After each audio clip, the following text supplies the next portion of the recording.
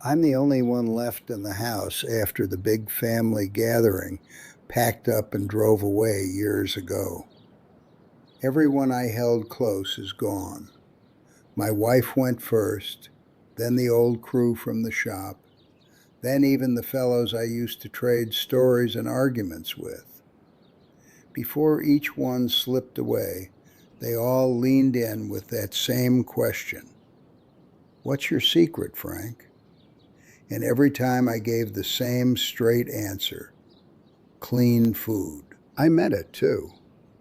But watching one after another leave, I saw it clear. The ones who stuck to perfect plates, who moved their bodies like machines every single day, they faded just as fast as the ones who lived loose. So what made the difference? I've had long, quiet stretches to turn that question over. Food was never the real key to hanging on this long.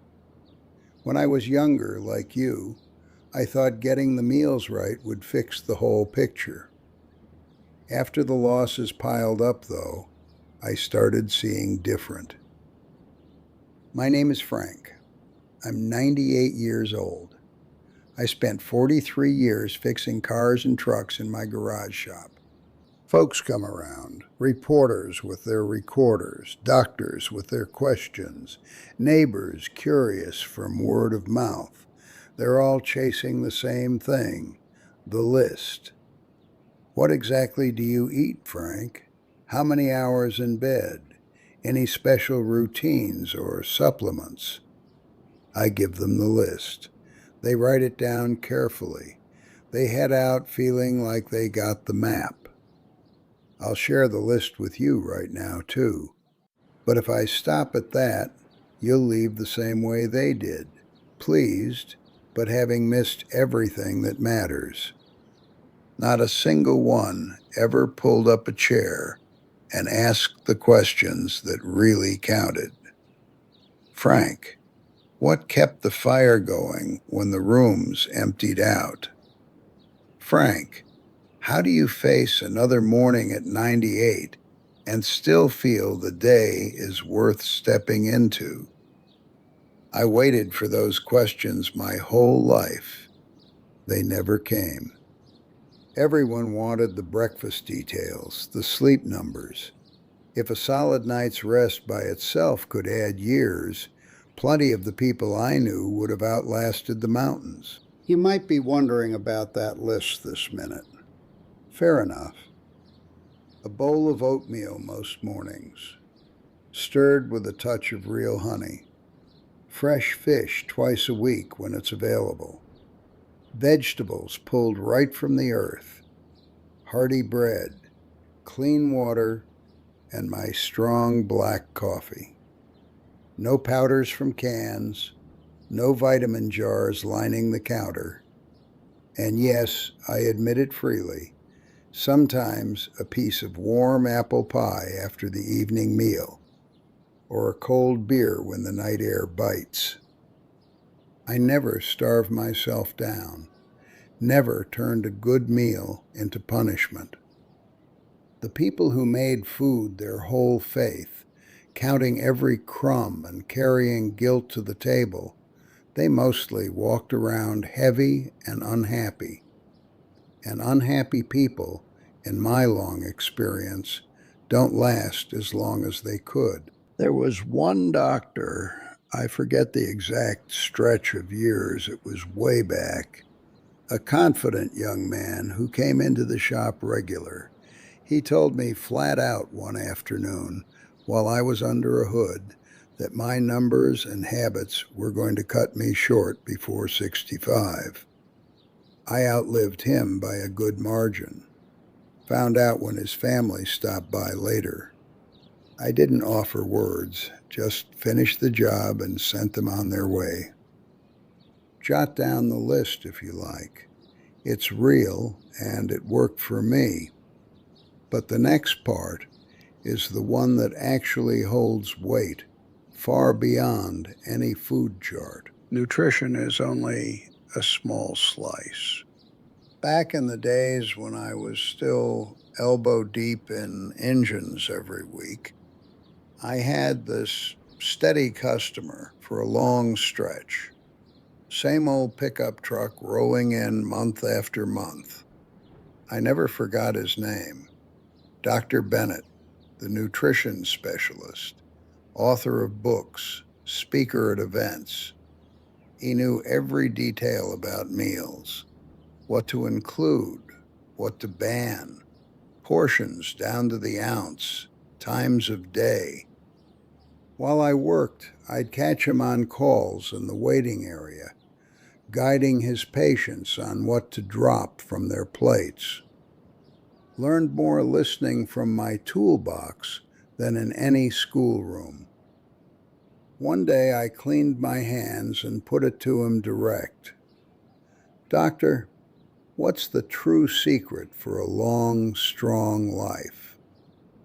He paused, then replied, Frank, eat clean, sleep solid, steer clear of stress.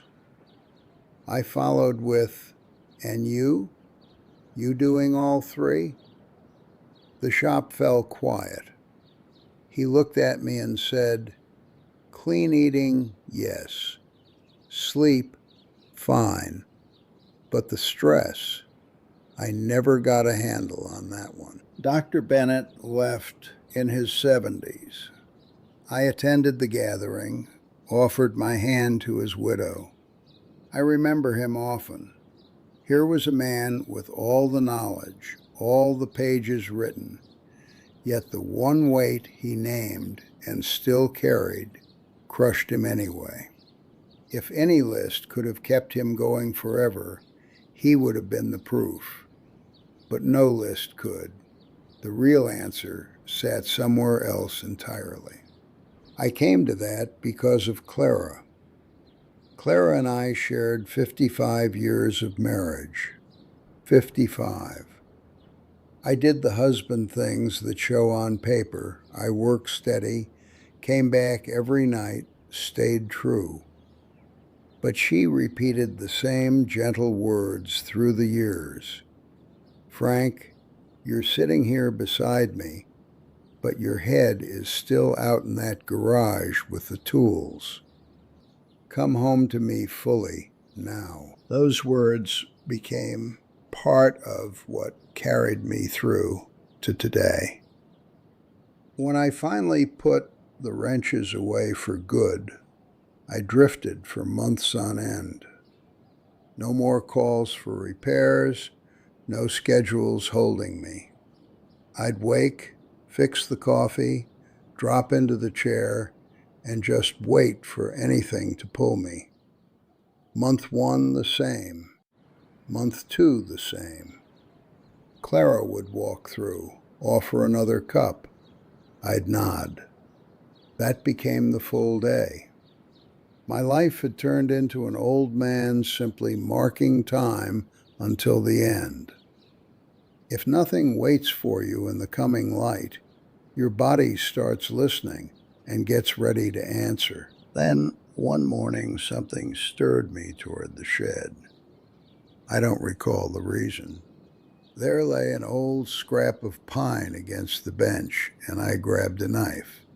Began cutting without plan. Hours slipped by, hands rough, wood curls on the floor, but I'd shaped the beginnings of a simple box. When I stepped back inside, Clara stood there watching. She said nothing at first, but her eyes told everything. She'd been holding that look for years. A purpose had found me, even if small, and I followed. Past 75, I took up carving daily. Small boxes, canes, little figures. Nothing sold, nothing grand. Just something to hold and shape while the light lasted. Those modest routines fueled me forward. Had I stayed planted in that chair through those years, this story wouldn't be reaching you now. Day after day, I handed myself a reason to rise. Nothing flashy, debating the weather with myself out loud, starting an old tune on the player when the sun dipped, catching the exact way the afternoon glow filled the room like clockwork. Tiny things, almost foolish, yet they pointed the day somewhere. The quickest to go, I noticed, retired from their work and their spark at once. They settled in, plates full of right food, and the body understood the cue. Here's the piece I held back until now, the one that weighs the most. Clara passed 8 years back. Time starts running together at this length. The morning right after, habit woke me early. I went to the kitchen and prepared 2 mugs of coffee, placed them both down, and stared across at hers. I couldn't touch mine.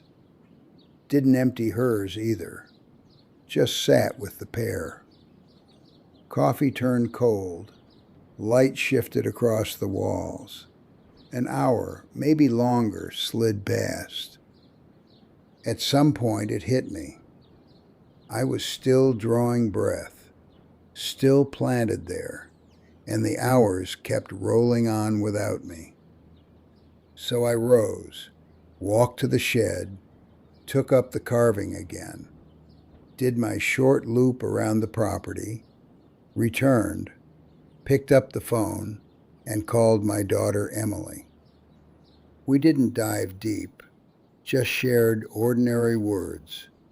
And inside that simple, aching, unremarkable stretch of time, I unearthed a small reason.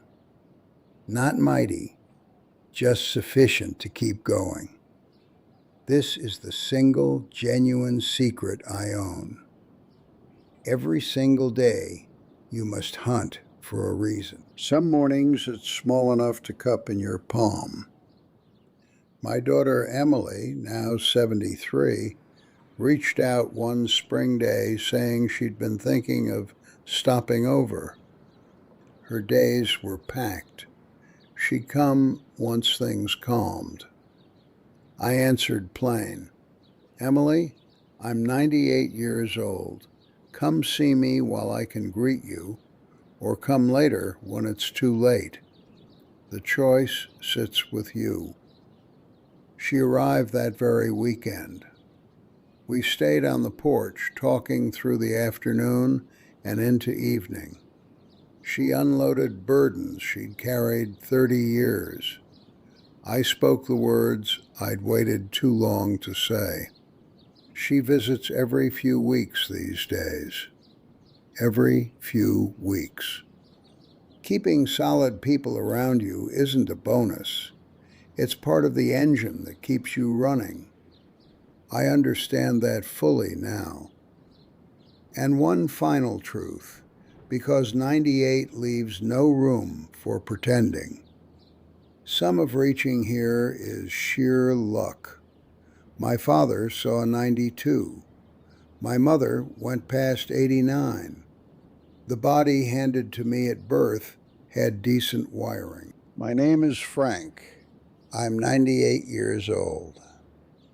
This morning, I rose at my usual time, fixed the coffee, spent a few minutes in the shed with my tools.